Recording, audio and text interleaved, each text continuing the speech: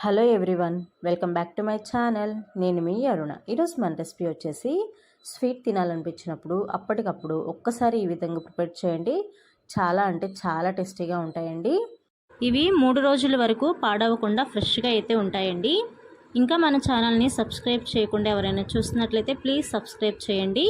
ముందుగా stove on చేసి కళాయి పెట్టుకొని ఇందులో ఒక 1.5 కప్ వరకు షుగర్ని వేసుకోవాలి. 1.5 కప్పు షుగర్కి 1 కప్పు వాటర్ని వేసుకొని చక్కగా షుగర్ కరిగిపోయి లైట్గా పాకం వచ్చేంత వరకు కూడా కరిగించుకోవాలి.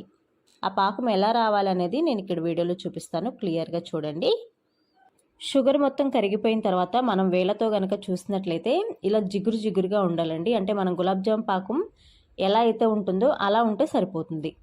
ఇందులో మంచి ఫ్లేవర్ కోసం ఇలాచీ పౌడర్ని ఒక 1 స్పూన్ వరకు వేసుకోవాలి. 1 స్పూన్ ఫుడ్ కలర్ని కూడా వేసుకోవాలి. ఇది పూర్తిగా ఆప్షనల్, మీకు నచ్చితే వేసుకోండి, లేకపోతే స్కిప్ చేసేయచ్చు. ఇందులో ఒక హాఫ్ లెమన్ని ఈ విధంగా పిండుకోవాలి. హాఫ్ లెమన్ని పిండుకోవడం వల్ల గంటల తర్వాత అయినా కూడా షుగర్ సిరప్ దగ్గర పడకుండా ఇలానే ఉంటుంది. కాబట్టి కంపల్సరీ హాఫ్ లెమన్ అయితే ఈ విధంగా వేసుకొని ఒకసారి బాగా కలుపుకొని దీన్ని పక్కన పెట్టేసుకోవాలి. ఇప్పుడు ఒక మిక్సింగ్ బౌల్ తీసుకొని ఇందులో ఒక 1 కప్ వరకు మైదా పిండిని వేసుకోవాలి. 1 స్పూన్ నెయ్యిని వేసుకోవాలి. ఇందులో ఒక చిటికెడంతా సాల్ట్ని కూడా వేసుకోవాలి. ఎప్పుడైనా సరే స్వీట్స్లో సాల్ట్ వేయడం వల్ల మనకు స్వీట్ అనేది ఇకటగా లేకుండా టేస్ట్ అనేది చాలా బాగుంటుంది. ఇప్పుడు వీటన్నిటిని వేసుకున్న తర్వాత ఒక విస్కర్ని తీసుకొని ఎక్కడా కూడా పిండి ముద్దలు లేకుండా చక్కగా కలుపుకోవాలి.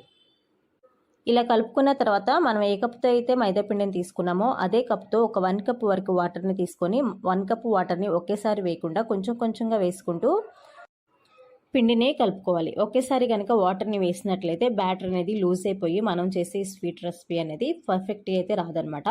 అందుకని కొంచెం కొంచెంగా వేసుకుంటూ వీడియో క్లిప్పింగ్లో చూపిస్తున్నట్లు ఈ కన్సిస్టెన్సీలో ఉండేలాగా కలుపుకోవాలి.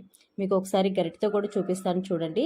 కన్సిస్టెన్సీ అనేది ఈ విధంగా ఉంటేనే మనకి చేసే స్వీట్ రెసిపీ అనేది పర్ఫెక్ట్గా వస్తాయి అన్నమాట. ఇలా కలుపుకున్న తర్వాత ఇందులో ఈనో పౌడర్ని వేసుకోవాలి. మీకు కావాలంటే ఈనో పౌడర్కి బదులు బేకింగ్ సోడాని కూడా వేసుకోవచ్చు. ఒక హాఫ్ స్పూన్ వరకు వేసుకుంటే సరిపోతుంది. ఈనో యాక్టివేట్ అవ్వడానికి ఒక 1 స్పూన్ వరకు వాటర్ని వేసుకొని ఇలా యాక్టివేట్ అయిన తర్వాత ఇలా ఒకసారి బాగా మిక్స్ చేసుకోవాలి. బాగా మిక్స్ చేసిన తర్వాత కూడా చూపిస్తున్నాను చూడండి. కన్సిస్టెన్సీ అనేది ఈ విధంగా ఉండాలి. అప్పుడే మనకి పర్ఫెక్ట్గా అయితే వస్తాయి అన్నమాట. సో ఈ విధంగా కలుపుకున్న తర్వాత ఇప్పుడు ఒక గ్లాస్ని తీసుకొని అందులో పాల ప్యాకెట్ కానీ పెరుగు ప్యాకెట్ కానీ తీసుకోవాలి. సో ఈ విధంగా తీసుకున్న తర్వాత వీడియో క్లిప్పింగ్లో చూపిస్తున్నట్లు ఈ విధంగా సెట్ చేసుకొని పెట్టుకోవాలి. మీకు కావాలంటే సాస్ బాటిల్లో కూడా వేసుకొని ఈ విధంగా ప్రిపేర్ చేసుకోవచ్చు. ఇప్పుడు మనం ముందుగా ప్రిపేర్ చేసుకున్న మైదా పిండి బ్యాటర్ని కొంచెం కొంచెంగా ఇందులో వేసుకోవాలి. మొత్తం ఒకేసారి వేయకూడదండి. మొత్తం కనుక ఒకేసారి వేసినట్లయితే మనం ఆయిల్లో వేసేటప్పుడు పైకి వచ్చేసే ఛాన్స్ అయితే ఉంటుంది. కాబట్టి కొంచెం కొంచెంగా వేసుకోవాలి. కొంచెం కొంచెంగా వేసుకొని ఈ విధంగా ఓపెన్ చేసిన వైపు రబ్బర్ బ్యాండ్ పెట్టేసుకొని, రబ్బర్ బ్యాండ్ కానీ లేకపోతే క్లిప్ అయినా పెట్టేసుకోవచ్చు. ఫస్ట్ టైం కనుక చేసినట్లయితే కంపల్సరీ రబ్బర్ బ్యాండ్ పెట్టిన తర్వాత క్లిప్ని అయితే పెట్టుకోవాలి. లేకపోతే రబ్బర్ బ్యాండ్ ఊడిపోయి పిండి బయటకు వచ్చే ఛాన్స్ అయితే ఉంటుంది. ఇప్పుడు డీప్ ఫ్రైకి సరిపడా ఆయిల్ పెట్టుకుని ఆయిల్ బాగా హీట్ అవ్వాలి.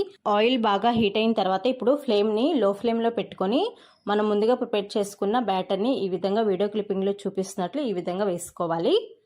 ఇలా అన్నిటినీ వేసుకున్న తర్వాత ఇప్పుడు ఫ్లేమ్ని హై ఫ్లేమ్లో పెట్టుకొని చక్కగా గోల్డెన్ బ్రౌన్ కలర్ వచ్చేంత వరకు కూడా చక్కగా ఫ్రై చేసుకోవాలి. వీటిని ఇలా ఫ్రై అయిన వీటిని ఒక ప్లేట్లోకి తీసుకోవాలి. ఒక ప్లేట్లోకి తీసుకున్న తర్వాత మనం ముందుగా షుగర్ సిరప్ని ప్రిపేర్ చేసుకొని పెట్టుకున్నాం కదా, ఆ షుగర్ సిరప్లో వీటిని వేసుకోవాలి. వేడిగా ఉన్నప్పుడు వేసుకుంటేనే షుగర్ సిరప్ లోపల వరకు వెళ్ళి మనం తినేటప్పుడు లోపల జ్యూసీగా టేస్టీగా చాలా బాగుంటాయి. చల్లారిన తర్వాత కనుక వేసినట్లయితే లోపలి వరకు షుగర్ సిరప్ వెళ్ళదని గుర్తుంచుకోవాలి. ఇలా వేసిన తర్వాత షుగర్ సిరప్ మొత్తం కూడా ఇందులో పట్టేలాగా ఒకసారి బాగా కలుపుకొని ఒక 5 మినిట్స్ వరకు ఉంచేసేసి వేరొక ప్లేట్లోకి తీసుకోవాలి. వేరొక ప్లేట్లోకి తీసుకున్న తర్వాత వీటిని చక్కగా ఆరనివ్వాలండి. ఆరనిస్తేనే బయట క్రిస్పీగా లోపల జ్యూసీగా చాలా టేస్టీగా ఉంటాయి. సేమ్ ప్రాసెస్లో మీకు మళ్ళీ ఈ విధంగా ఆయిల్లో ఫ్రై చేసి చూపిస్తున్నాను చూడండి. ఆయిల్ బాగా హీట్ అయిన తర్వాత లో ఫ్లేమ్లో పెట్టుకొని ఈ విధంగా వీడియో క్లిప్పింగ్లో చూపిస్తున్నట్లు ఈ విధంగా వేసుకోవాలి. వేసుకునేటప్పుడు కొన్ని కొన్ని మాత్రమే వేసుకోవాలండి. ఎక్కువ కనుక వేసినట్లయితే ఒకదానికి ఒకటి అతుకుపోయే ఛాన్స్ అయితే ఉంటుంది. గోల్డెన్ బ్రౌన్ కలర్ వచ్చేంత వరకు కూడా ఫ్రై చేసుకొని వీటిని కూడా షుగర్ సిరప్లో వేసుకొని షుగర్ మొత్తం బాగా పట్టేలాగా ఒక 5 మినిట్స్ వరకు ఉంచుకొని వేరొక ప్లేట్లోకి తీసుకొని చక్కగా ఆరనివ్వాలి. ఆరిపోతేనే చక్కగా పైన క్రిస్పీగా లోపల జ్యూసీగా చాలా టేస్టీగా ఉంటాయి.